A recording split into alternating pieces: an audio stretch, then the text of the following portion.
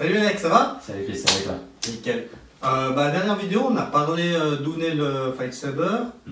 Qu'est-ce que tu voyais pour l'avenir? On a parlé, on a laissé en suspens malheureusement pour les protections, mais on est là dans cette vidéo justement pour ça. Ça marche.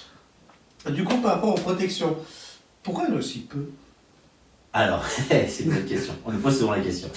En fait, il n'y a pas aussi peu de protection. Ce qu'il faut bien comprendre dans la partie Fight Saber, c'est que tu as 3 niveaux de protection. Premier niveau, en gros, c'est la catégorie B, c'est-à-dire l'armure intégrale, la protection intégrale est obligatoire. Donc ça veut dire quoi? Ça veut dire casque, ça veut dire gants, coquilles, mais aussi plastron, les genouillères, les coudières, protection des jambes, protection des tibias, avant-bras, etc. Bref, la totale. Un petit peu d'ailleurs ce que fait la Fédération française d'escrime dans son règlement au niveau des protections, ça ressemble un petit peu à ce qu'on peut porter en B. Donc là, on a l'intégralité. Comme je te le disais la dernière fois, on a des gens qui viennent aussi d'autres disciplines, dont certains sont habitués à aller avec très peu de protection, voire même avec des armes qui sont beaucoup plus dures que des sabres laser. Je pense notamment au Kali, où il y a des compétitions de combat au KO avec des bâtons en rotin. Donc on a essayé de pouvoir aussi intégrer ces gens-là, et on avait fait une catégorie A, qui était justement la même chose, mais avec des protections minimales, c'est-à-dire en gros casque, gants, coquilles, et les autres protections, on les bannissait. Le problème de ça, c'est que du coup, pour beaucoup de gens, justement, ça leur paraît trop risqué. Même si on a énormément de coups interdits qui évitent ce genre de blessures, on s'est dit, on va essayer de trouver un compromis. Et c'est là qu'on est arrivé à un troisième niveau de protection, c'est celle qui est la plus utilisée dans nos compétitions à l'heure actuelle, c'est-à-dire c'est la catégorie Open. Là, on a toujours un minimum de protection obligatoire, en gros, casque, gants, coquilles. Par contre, toutes les autres protections sont facultatives. Si tu veux venir avec un plastron complet, il n'y a aucun problème. Si tu veux venir juste avec une petite chemise renforcée, un petit peu comme il y a en rugby, et des petites protections pour protéger les cuisses, il n'y a aucun problème. Tu es totalement libre de venir avec le maximum de protection que tu veux. Et c'est ça en fait qui a le plus fonctionné. Et c'est pour ça qu'on retrouve de plus en plus dans nos compétitions ce genre de choses. Mais il ne faut pas oublier qu'il reste encore les catégories B, donc avec des protections intégrales. C'est pas juste tout le monde n'est pas en short t-shirt pour aller se battre. Maintenant, imaginons qu'on ait un pratiquant, par exemple d'escrime ou de Kali, qui a son propre casque perso, son propre matériel perso.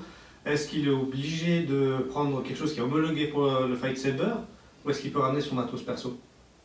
Très bonne question aussi. Alors en fait, c'est tout simple. On part du principe, comme je te disais, la protection, la sécurité des combattants, c'est vraiment au cœur de toutes les réflexions qu'on a eues en termes de règlement.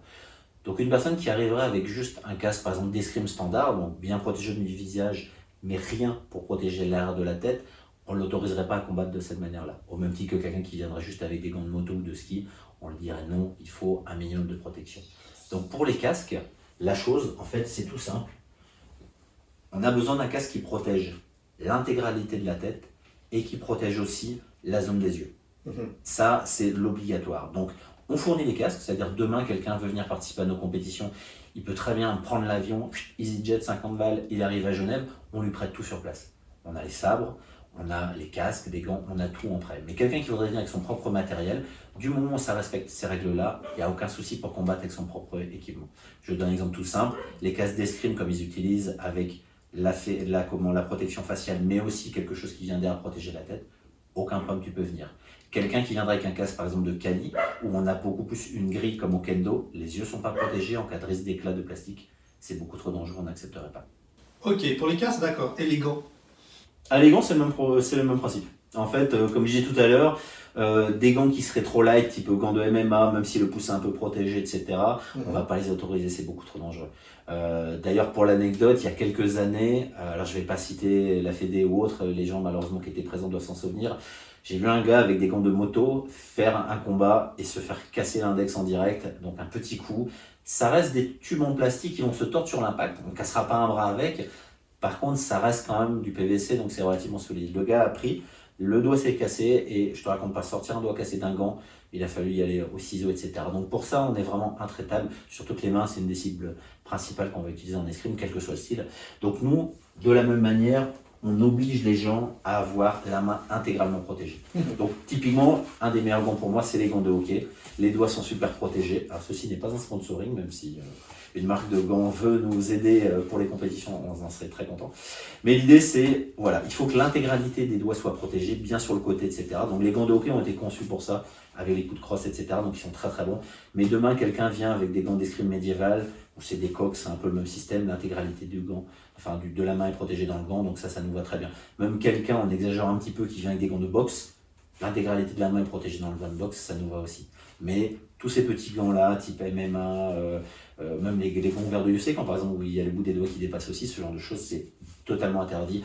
Le risque de se prendre un petit bout de ces trucs en plastique dessus est beaucoup trop important. Donc ça, on est intraitable là-dessus. Et du coup, est-ce que vous avez déjà eu des blessés, vous? Alors non, on n'a jamais eu de blessés. J'allais rigoler en disant sérieux pendant ces compétitions, c'est-à-dire que le fait de pas avoir, enfin les gens qui décident de ne pas mettre de protection, le fait d'avoir des petits impacts de tubes en plastique sur les bras, ça peut clairement laisser des marques. On peut avoir des petits bleus en gros là-dessus, jamais de choses sérieuses. Comme je dis, le tube se plie, donc il n'y a pas de risque vraiment de se casser quelque chose, on va dire. Par contre, on a une anecdote assez amusante, on a un pratiquant il y a quelques années de ça, qui avait les ongles un petit peu longs, et en fait, le fait d'avoir la main dans le gant et que le gant est un peu bougé, il s'est retourné l'ongle à l'intérieur de son gant.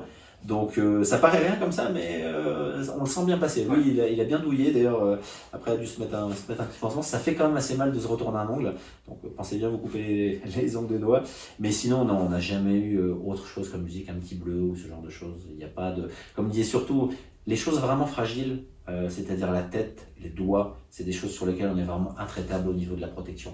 Prendre un coup de tube sur un muscle, voilà, ça peut secouer un peu, mais il n'y a pas de risque. Et de toute façon, on a interdit tous les coups dangereux qui pourraient éventuellement emmener des blessures. Donc il ne faut pas oublier que non seulement il y a les protections, mais il y a aussi le règlement et les choses qui sont autorisées interdites, qui fait que de toute façon, on va limiter les blessures. Et du coup, pour éviter les blessures, est-ce que vous avez des frappes ou des coups qui sont interdits? Bien sûr, alors on en a même un gros paquet, mais justement, comme c'est une assez grande partie du règlement, je te propose qu'on se fasse ça pour la prochaine vidéo. Allez. Ça te va? Ouais, Allez, go. à la prochaine. À la prochaine. Merci.